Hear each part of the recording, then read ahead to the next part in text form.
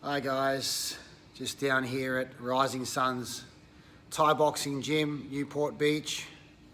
It's an amazing new facility for those in Orange County or anyone traveling eventually internationally to California. Come check us out, Rising Suns Thai Boxing. I'll put the handle in the post later so you can click on and find out the location, of course. But as I've been coaching a lot more aggressively lately, of course, I've been training a couple of actually female fighters, which is always fun. I love training females. And as a coach over the last 5 or 6 years since I retired from the ring professionally, I've learned a lot about myself from my fight career that I did naturally. The mindset, I guess, behind the reason why I was aggressive, the mindset why I guess lived out the word carnage and had a very successful fight career. While I was fighting mentally, it was just something that I did, I'd learnt. But as I retired and then stepped into the role as a coach or a teacher, I like to use the word teacher a lot more. I feel like my skill sets are more in teaching people, which comes back to what I want to speak about right now, which is around the mentality of two separate identities when it comes to fighting. Now, the first one is, are you an aggressive fighter who is moving forward technically and with, conscious movement and being smart, not just moving forward aggressively and getting hit, but moving forward with skill, and as you're moving forward attacking, if someone was to strike, you're now reacting to the moment and still moving forward and dominating or striking or attacking. Sometimes moving back necessarily is a better option, but sometimes staying is a better option. Sometimes obviously moving just off the line or blocking and returning. So are you a fighter? Or are you a person in life, if you're not a fighter, that is moving forward and creating your next move? Creating your next move by dominating in the essence of the energy that you're in and the pressure that you're putting on someone to make them have to respond, and then as they respond, you react to their response and you still keep going. Are you that person as a person or a fighter? Or are you the person or the fighter who is anticipating something's going to happen, so they're always in a stance of like anticipation, and they're always moving so much before anything has even happened, therefore their anticipation is controlling them more than their self of going forward and attacking and creating their own future. They're anticipating what might happen to them, and through their anticipation of what is going to happen to them, they're not creating their own future, they're not creating their own outcome. That doesn't mean that necessarily being a defensive fighter is a bad thing, because a good defensive counter fighter can obviously win many fights. They could win all fights. Floyd Mayweather is an example of being a defensive counter fighter. But in my way of fighting, in my belief, in my experience, in my expression of fighting, in the way that I teach people how to fight, by the way, it's only the way I believe it should be and the way I like to do it, is I don't necessarily want my fighter to be anticipating something to happen to them.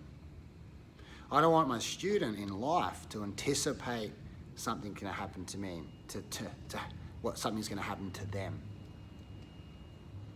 I want to teach them to feel empowered to go get what they want and put their anticipation into the opponent.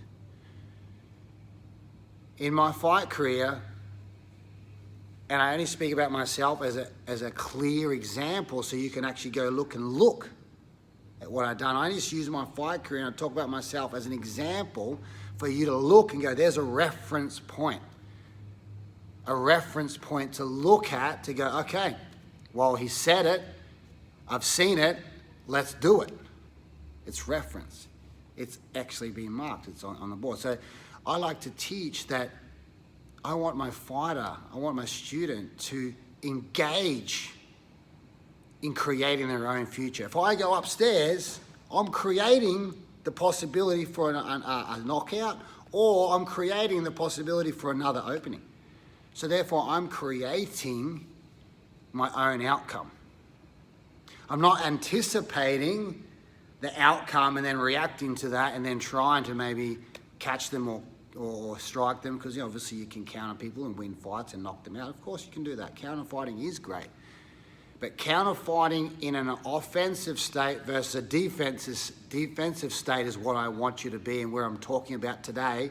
And this is the powerful part of what the message is. And I'm asking you, are you reacting offensively or anticipating defensively and then reacting off that?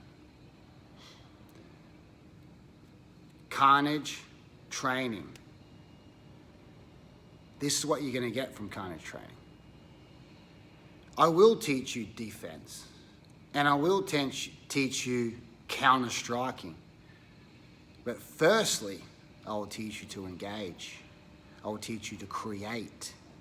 I will teach you to be the one who's the orchestra. And they have to react to your reaction, not you reacting to their reaction. And therefore, you're going to create. So when you're 90% creating, what do you think is going to happen? But if you're 10% creating, what do you think is going to happen? Exactly. 90% chance you're not creating the future.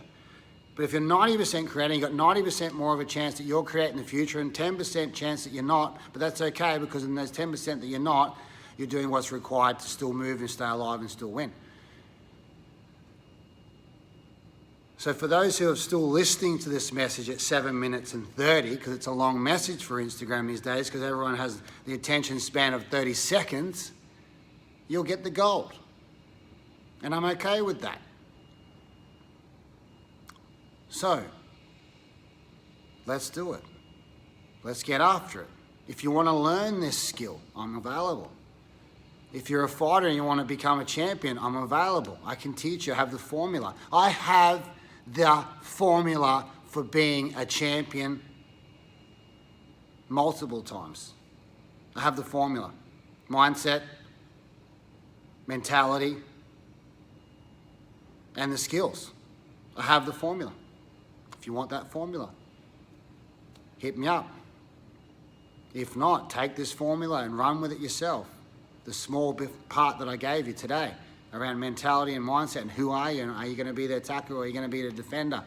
Are you going to anticipate life? Are you going to anticipate action? Are you going to anticipate things that are going to happen to you? You're going to live like this anticipation. I'm moving out, I'm moving. I haven't even moved yet and you're anticipating my movement. I haven't even thrown a punch yet and you're already moving 5,000 times. Why don't you just wait for the punch and then maybe move? Awareness is different to anticipation. If you're aware of what is happening, if your awareness is alert that things that could possibly happen, that's different to anticipating it's going to happen. You're just aware that things can happen. It's called awareness. One of the most important things of martial arts is self-awareness. That's what we teach. More than anything, it's self-awareness. Self-defense. Self-defense is pointless sometimes. Yes, it has parts where it's amazing, but awareness is self-defense. The first self-defense move is awareness. Without awareness, you got nothing. So I'm going to wrap this up before 10 minutes because no one's going to listen to me for 10 minutes, and that's okay. But again, are you attacking life? And are you responding to the attacks that are coming back to you by reacting and attacking again? Or are you anticipating life and waiting for life to create its own attacks on you before you might respond and maybe get a chance to win and maybe be a champion versus I will be a champion? Okay, thank you.